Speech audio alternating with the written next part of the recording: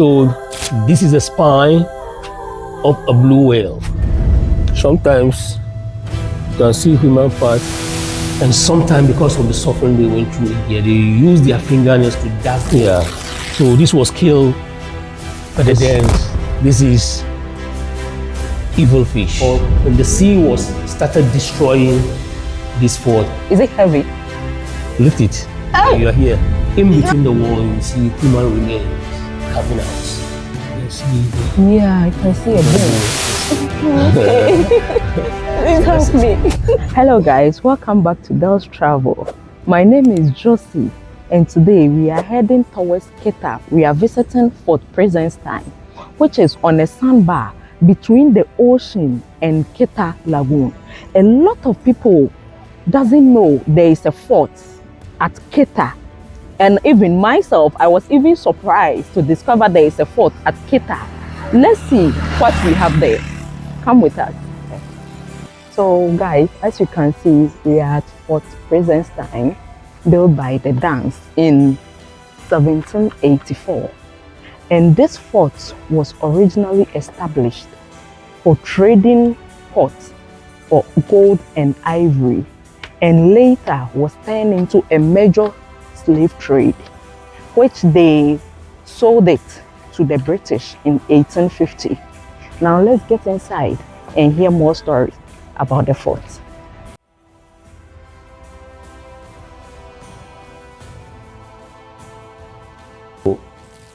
I'll begin by saying the whole of sub-Saharan Africa, we have about 48 forts and castles, even though some said there were more than that, up to 60. So out of that, almost 42 in Ghana. So apart from Ghana, Senegal, Mozambique, Congo, Angola, Kenya, and Tanzania. Okay. That is why the Europeans always refer to Ghana as the gateway to Africa, meaning they were looking back to history. Mm-hmm. That is why even when the Slave Act was passed by the British Parliament in 1st August 1833 to 34, Ghana also took 1st August to celebrate emancipation each year.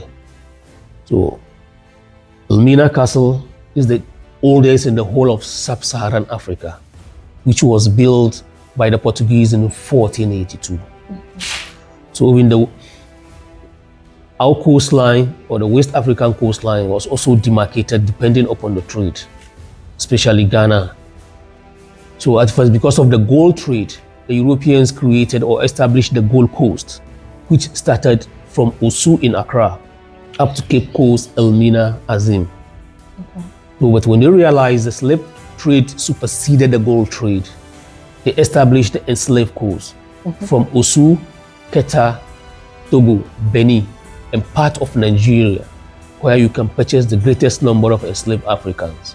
Then later on, Ivory Coast was created because of the trade in ivory. So after the fort and castles were built, there were other organizations who are taking care of the monuments or the fort and castles in Ghana. Okay. So after that, slave markets were also established for the supplies of slaves. Like nowadays, if you want to buy something, you need to go to market or shopping mall. So the same happens in those days. If you want to buy a slave, you have to go to the slave markets and buy the slaves. Mm-hmm. So if you travel to Cape Coast and Elmina, they have Asim Mansu and Sandema slave markets. Okay. But over here, we have Badagry slave market in Nigeria, in Benin, Wida, Glepe, Agboma, in Togo, and Neho, Agbedrafo. Then we have Atoko slave market. We have Hejranao slave market at the Denu. But the name Atoko derived its name from the trade.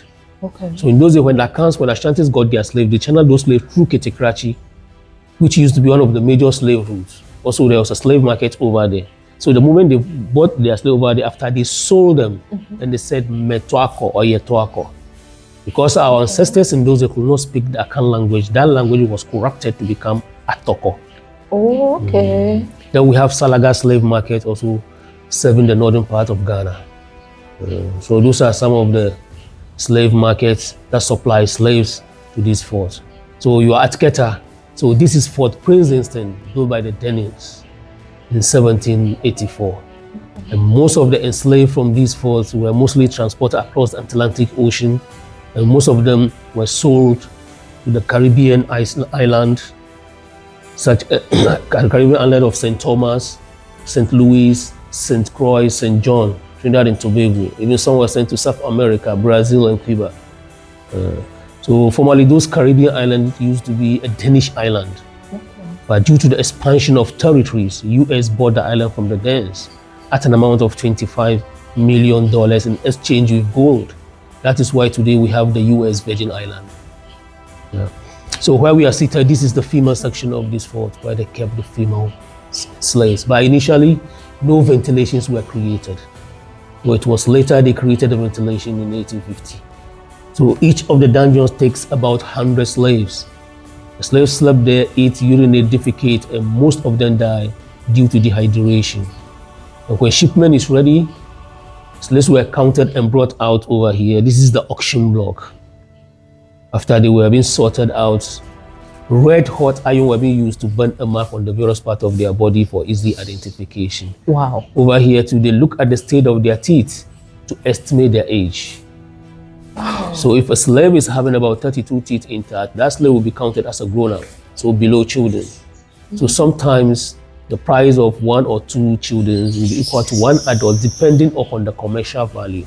Okay. So as the Danish Norwegians lived in Keta for many years, even some of the words they spoke from their language were integrated into our language. That's the Ever language. You say Ever, but we say Hubbe language. So today we have what we call Gaflo, a Danish word meaning fork that they used to eat with. We have Sakisi, meaning sixes. We have Kakalak or Kakalika, meaning insect or cockroaches. Oh, okay. So if you travel to Accra, you hear the guns say Kakalika. Why? Because Christianborg, popularly known as Osu Castle, was built by the same Danish. So we have Safui, meaning key.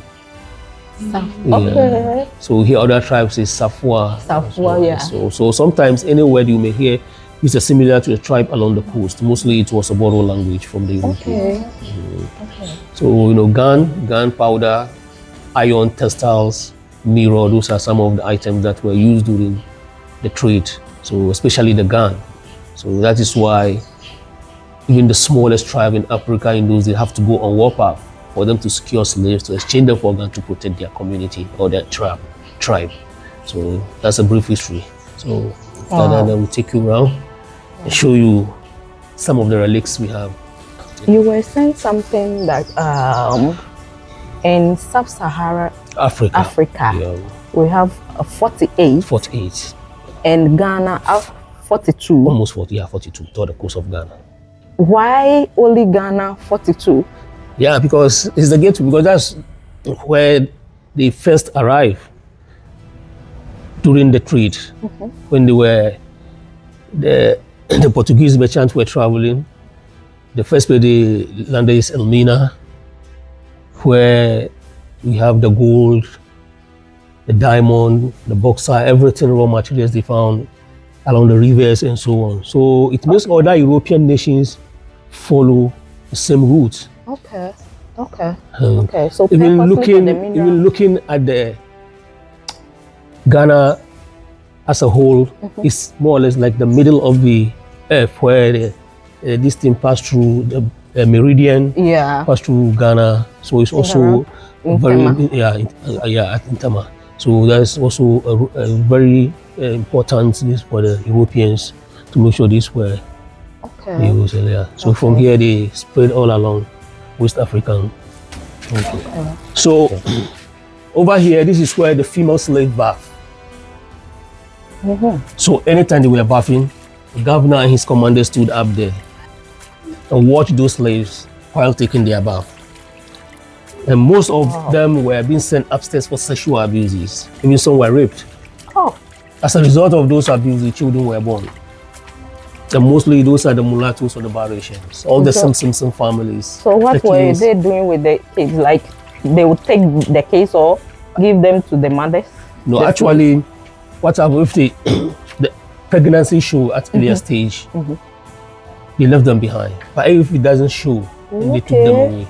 Okay. So those that, especially in Keta, those that were responsible for the pregnancy, you know, the Anglos or the Evers were very powerful people. So that's why those that were impregnated, the chiefs requested for those people to be brought back. Okay. So some of them stayed behind and married them.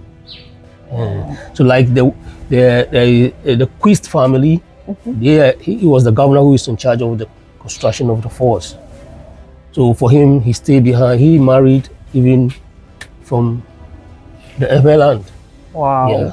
You know, not only from the royal family. Okay. So that's why we have families in Keta, like the Quist, the Jacobson, the Holmes, and all these families. Wow. So they have their family houses. There's even the burial ground where they bury their families.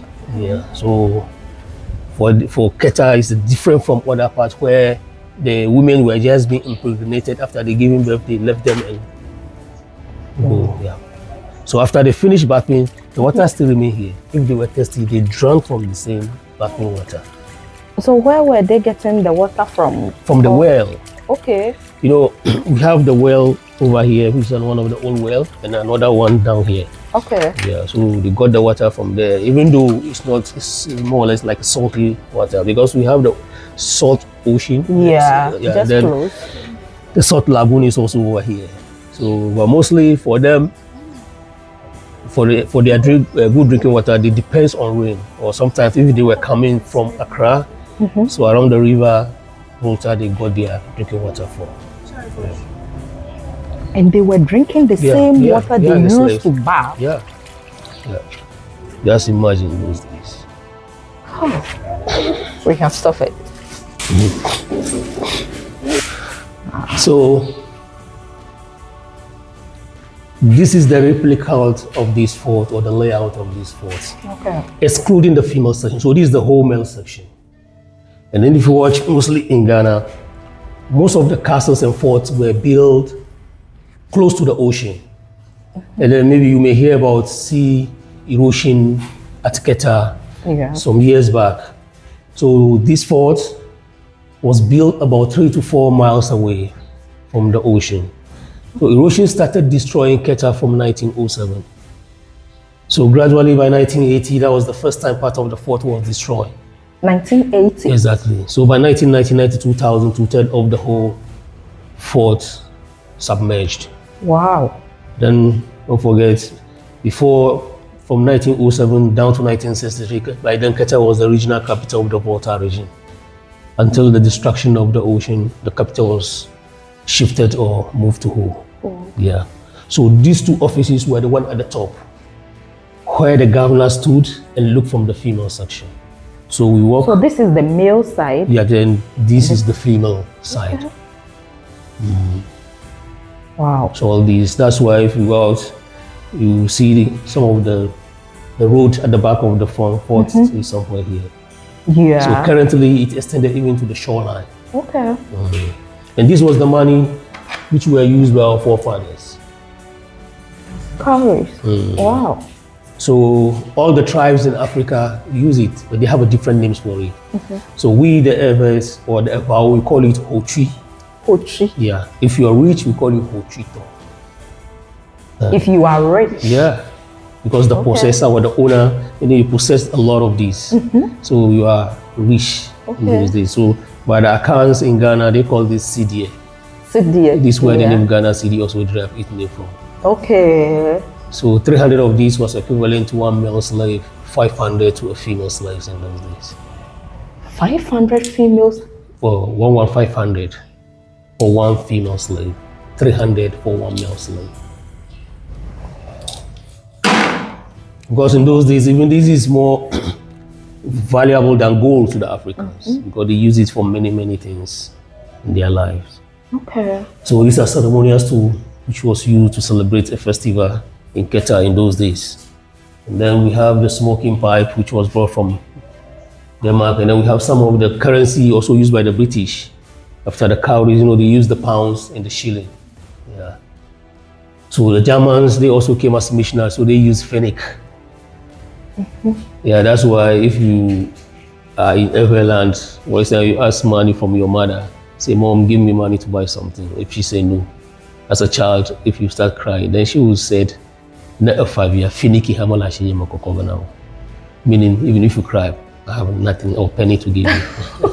So mostly used by our mothers, especially our grandmothers. Okay. So they were referring to the money used by the Germans many years ago. Yeah. So this is one of the oldest Danish gun used during the fight. And the drums were used for announcements to the slaves in those days. So I'd like you to go around to glance through some of the artistic impressions.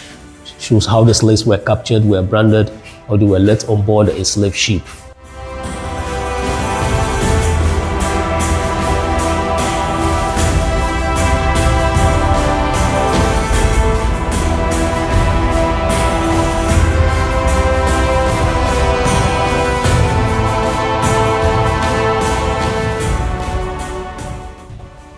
So over here, this is how they were arranged at the dock of the ship. So the weak ones were thrown into the sea. So even before they throw them, sometimes they need to cut part of their body, sometimes their hands or their ears. Why?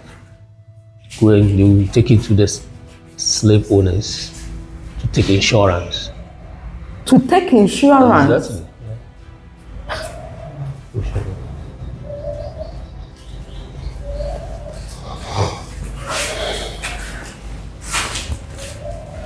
This was very serious.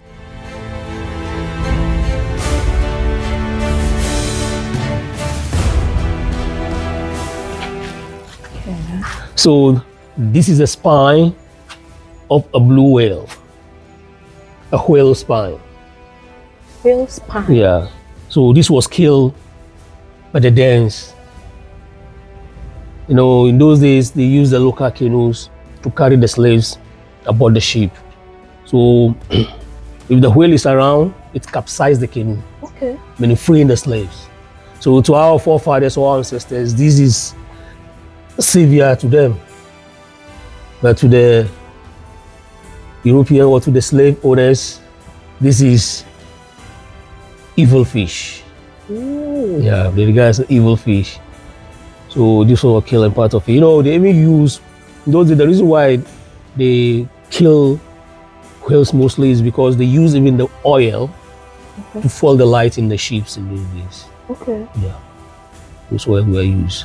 But up to today, in the month of October and November, we do have the live whales coming around. Really? Yeah. Wow. Wow. Wow. Wow. Is it heavy? You can lift it and see. It's heavy anyway. Lift it. Oh. You are here. No. You know, you can let me help you. Wow.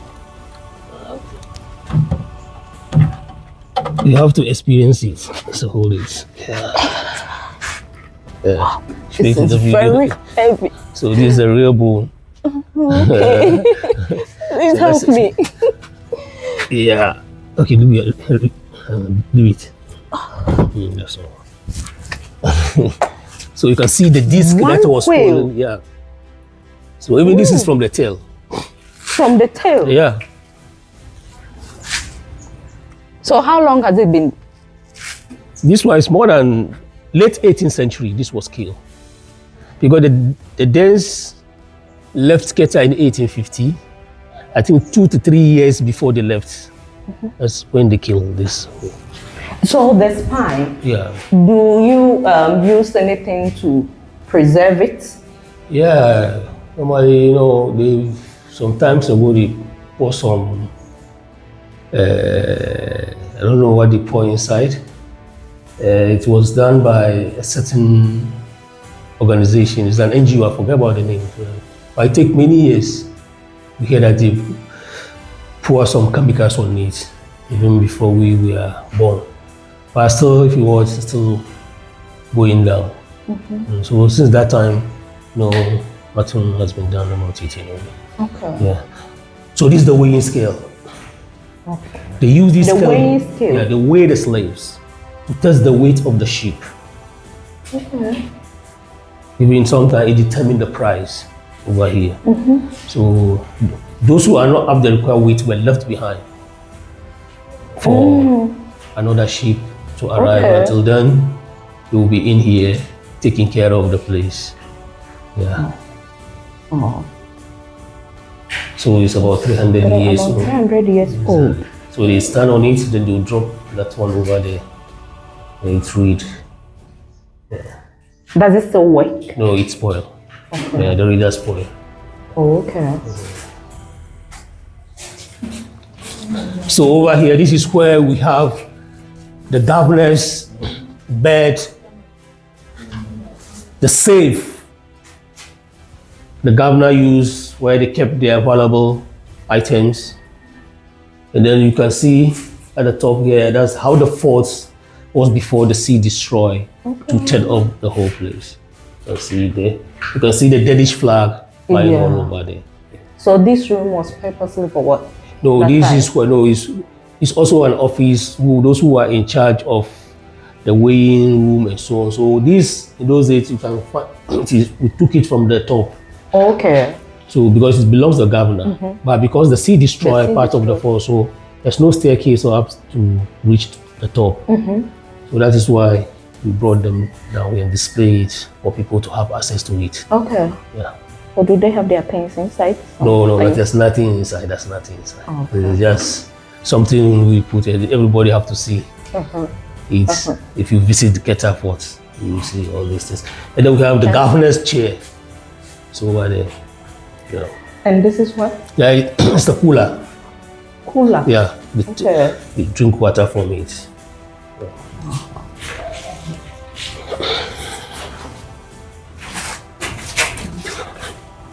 So we are now coming to the kitchen.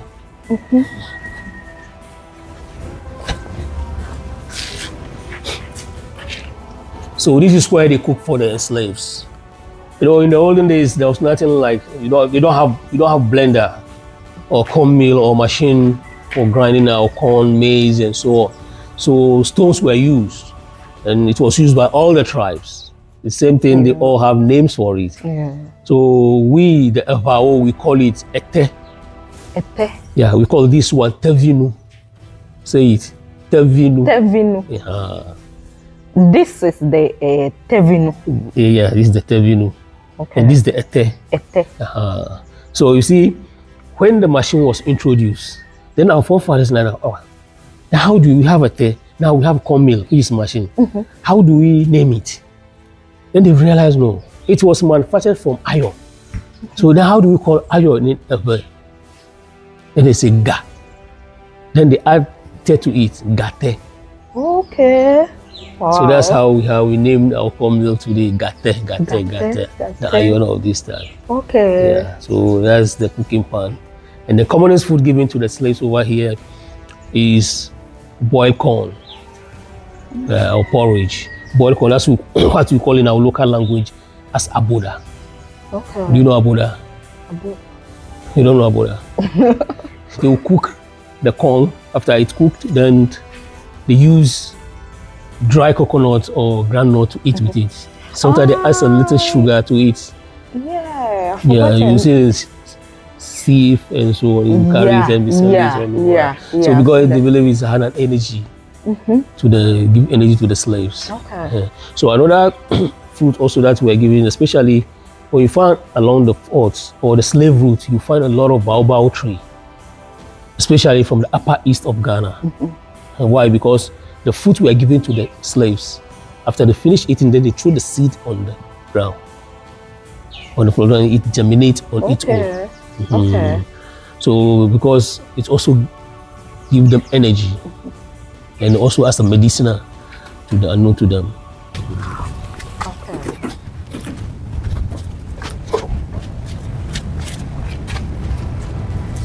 So this is the punishment cell where they kept about 7 people in each of the cell over here. So early in the morning, those enslaved were brought out. This is the punishment point. Okay. So when they were brought in here, they kneeled them down, tied their hands at their back, shackled their necks, and raised their eyes towards the sun. So they remained here for a week or two. So that is why before the arrival of the enslaved, most of them became partially blind. They could not see very well. Wow. Because in those days they also don't have the technology to realize the sun could affect their eyes. But at the end of the day, and those are the enslaved Africans. On their way, they were thrown into the ocean or into the sea. Wow. Because they were weak. Wow. Wow. Wow. Wow. So this is one of the remaining male dungeons. We have 5 of these in the fort, but all were destroyed. Remain this one, and each of these takes more than 100 slaves. And sometimes, because of the suffering they went through in here, they use their fingernails to dig holes. And they scratch the wall. They thought maybe they have their way out of this place. By looking at the wall, it was very thick, so most of them couldn't escape. So that is why we have, before the Europeans came here, this used to be a sacred place where our forefathers worshiped their God. Okay. And the name of that God is Torshubla. The shrine is over there, still there. So some people who know the name of that God, if they mention it and then attach to their spiritual words, then they disappear and go back to where they were coming from. So that is why they also put mercury in between the wall as an antidote. If you try, then you got stuck. So that is why when the ocean or when the sea was started destroying this fort, in between the wall you see human remains coming out. Really? Yeah. So these are the shackles and the chains and the stretcher. Those who die were being carried and then buried outside. Wow. Wow. Wow. 100 people in one room. Yeah.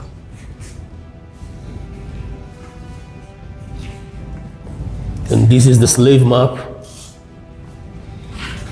As I told you, are at the slave coast at Keta, somewhere here in Ghana. You see where the slaves were taken to Brazil, there's South America, Central America, West Indies, North America, even to Europe. Yeah. So they believe between 1650 and 18, approximately 10 to 15 million enslaved Africa. But these are the only surviving ones. So let's take it for example. If they took about 10 slaves from Salaga slave market, they were brought here. The waiting period is about 8 to 9 weeks over here before they get to their final destination. They keep them here 8 to 9 weeks? Yeah, before after that, transport them to their final destination. Out of each 10 slaves before they get there, only 3 or 4 survive. Yeah. So if you want to get the whole total number of slaves times 3 or times 4. Then what was the essence for them? Because if you are taking, like you said, about 10, then maybe 3 will survive. So, yeah. What's the essence of exporting slaves? Yeah, because they need them to come and work on. It's a labor force in those days. Yeah. Also, because by the end of the 14th century, already the Europeans already started using Africans as servants in Europe. So thank you, some of them trying to exploit the world by traveling to Latin America, where before they got there, they went with those servants. And then there were already indigenous who reside over there, like the Red Indians. And so having reached there, because when they were coming, it came, a certain disease also affected the Indians, and most of them lost their lives. But the few Africans that went with their master were able to work hard on the plantation. So that's how they have the idea that we can go back to Africa or Ghana or Gold Coast so that we can get people to come and work on the plantation. But because among the European nations, it became a competitive. Okay. So each country intended to develop faster than one another. So that's where the whole thing turned upside down. So that's why when they bought the ship, the crew, find the crews on board, they came, their guns, gunpowder, Then they use some of the Africans also. We call the slave raiders. The commonest were like Babatu and Samori. And each tribe also have slave raiders in those days. Yeah, so the moment they came, then they started kidnapping and capturing people. So that's where people were scared, because the only way they are holding a gun.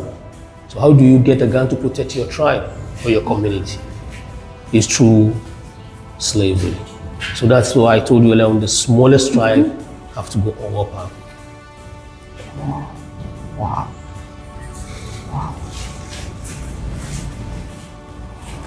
So this is where the gate of no return started from. It used to be a tunnel the slave passed through. Okay. So from here, they will started corrupting their names. Yeah. For instance, if you are Koku, they can change you to Coxon. Yeah. So many things will start from here.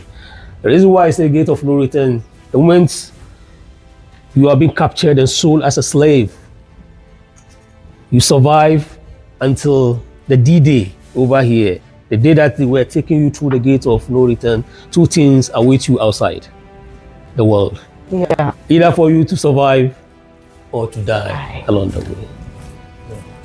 Oh.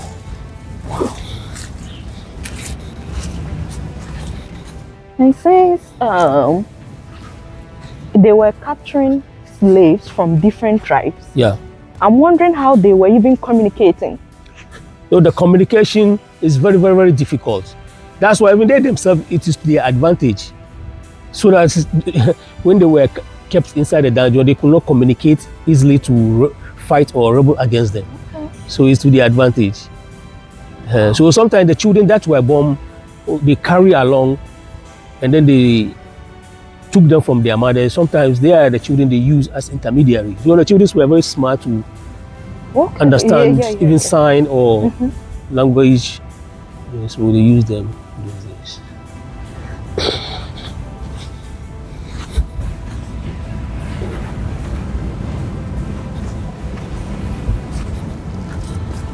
So these are some of the materials they use to build Fort Prinzenstein.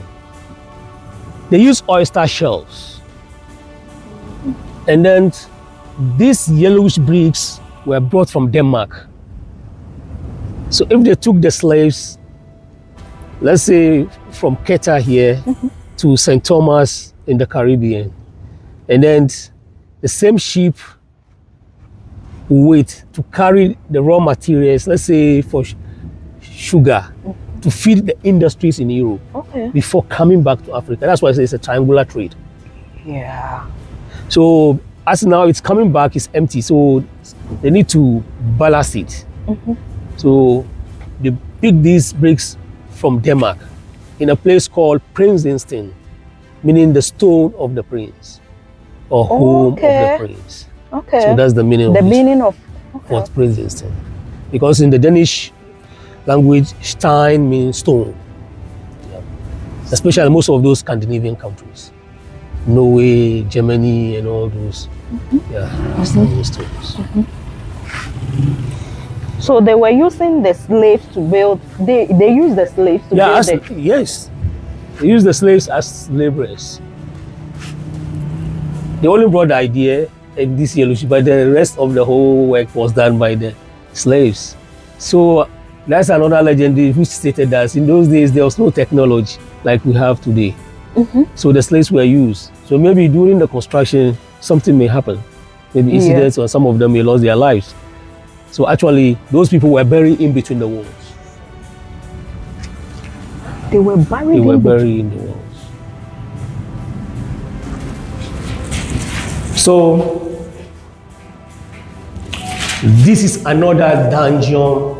We have 15 of these inside this fort. 8 in this lane and 7 over there. But unfortunately, all were destroyed by the sea, remained this one. And each of these takes between 25 to 30 enslaved Africans. So the moment they were brought in here, they remained in chains and shackles. That is why most of the gates were sloped. Even the water they pour it goes through, they leak it. Even the food were thrown to them, they ate on the floor. So before the arrival of the enslaved, most of the people that were kept here, some lost their mind, some were weak, and so on. So that's why I told you during the waiting period, those that lost their lives were more than the surviving slaves. Wow. That's why we have, until the lion has his historian, the hunter will always be a hero. Yeah. Wow. Wow. Wow. Wow. Wow. So meaning about 10-20% of the 40s remaining now. Yeah, two-third. Yeah, two. So let's say two-third is gone. Yeah. So it's extended to the shoreline. From there, before you get to the shore in those days, it's about 3 to 4 miles away. Yeah. You see why we have the boats and the canoes? There were houses, schools in those days. I mean, when we are young, our house is somewhere there. I can swim and show you this is where my house was before it was destroyed. Okay. Yeah. So by 1999 to 2000 years ago, the sea was here. So that's the time they started the sea defense projects. So they dug here about 10 meters deep because this is a sandbar or sandy coast, unlike Cape Coast and Elmina, which is a rocky coast. So they dug about 10 meters deep and put all these igneous rocks above sea level. Yeah. And then the area they believe is also it's below sea level. Yeah. And then don't forget anywhere you find a lagoon, then you should know that the sea was there many years before the sea did. So most of the lagoons were very poor. And then the highest human settlement in Ghana is Amejope. So the rest were lowland areas. So those living, where did they move to? So those that were living. Yeah, actually most of them, relocate to many parts of Ghana. Okay. Yeah, even from the neighboring town, Sugakofe, Ho, Akachi, Denu, Aflawu, even some Accra, Kumasi, Takura. Then you see the Kitarians were all over. Okay. So has it been long? Since when did the city took over? Yeah, from 1907 it started. Okay. So until 1999 to 2000, that was the time they... I mean, those that were...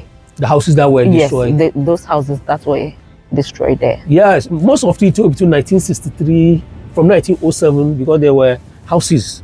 Okay. We have a very big coconut plantation before you get to the shore in those days.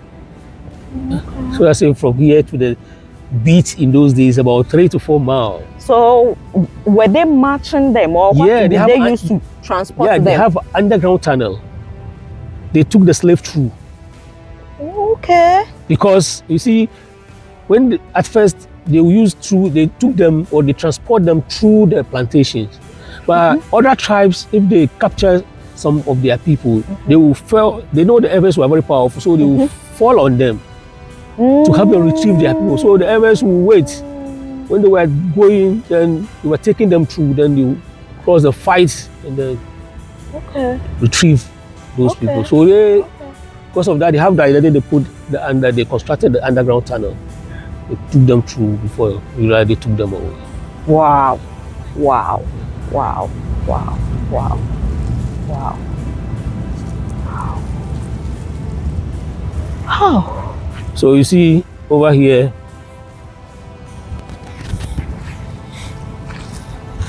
so this is the thickness of the wall. It starts from here and ends there. That's the thickness of the wall. So the clay or the mud over here was put in between the wall as soundproof to the building. Yeah. Wow. Sometimes you can see human parts inside, like this one. Greater part of it is also a human part. I remain the small one. And I want to there. You can see there. Yeah, I can see a bone. You can see a bone here. And you see, it's something designed. It's another bone here. Yes. So sometimes you can see a whole hand, or even a whole school. Really? Yeah, in between the wall. That's why mostly sometimes you hear strange noises inside of one in the surrounding all over. Sometimes you can hear strange. Even after today. Yeah. Today sometimes you hear it. That's over there. Mm-hmm.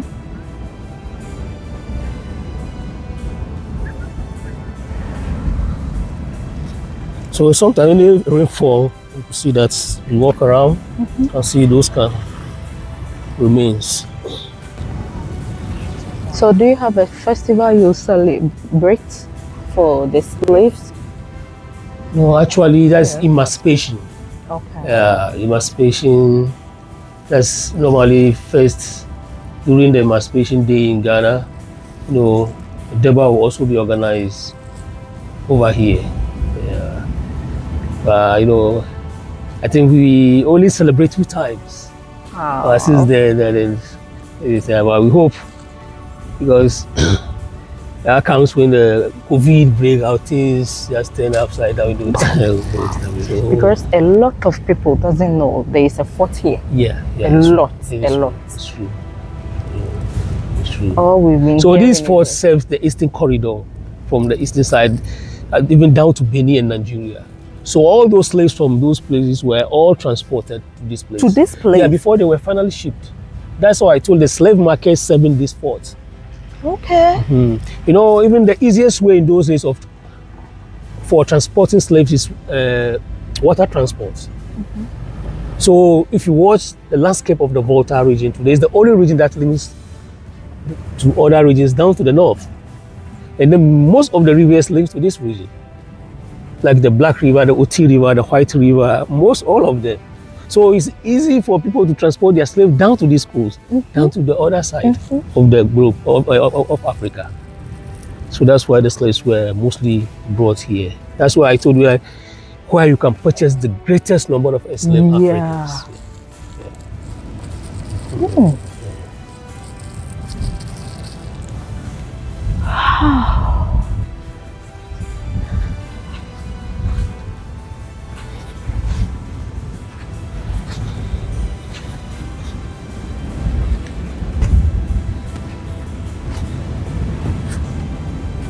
You see, for instance, you see that black design, the black over here. Yeah. Can you guess the shape from it? The what? Can you guess any shape from it? Shape? Yeah. She looks like you. You're pregnant. Yeah. See the head, the hand, pregnant, and then the legs. Yeah, it's designed itself within the wall. So if you put your phone, some phone can take it, others cannot take it. So it's all this shows the spiritual aspect of the place. But we don't talk much about it to people. So maybe try it with your phone. Come here. Is it all over the place, or? No. Only in certain places you can find this. You can find this one? Yeah. Please, let's take a shot. Yeah, you can. Let's use the phone. Put it on this and see whether. No, we can try come back. To snap. Well, come this way. Set it on. Let me see. You see? Have you seen it? Yeah. So you can get close to it more than you can take it. So that is show. Yeah. You can go closer. Straight ahead. You just watch the shape. It's it's formed like a You see? Have you seen it? Yeah. Take it. Yeah.